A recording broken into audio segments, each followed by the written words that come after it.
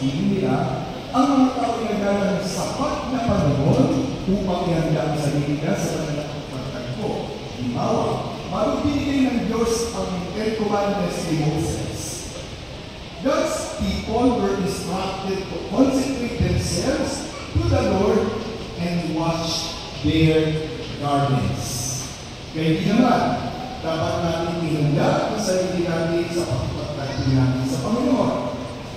At ito po yung pinakalayunin ng Act of Penance. Paghahanda ng ating sarili. We are going to prepare ourselves for a sacred encounter with the Lord every time we participate in the Eucharist. Kaya ulitin ko, kaya hindi natin dapat namilis. Magkalalaktawan ang Act of Penance.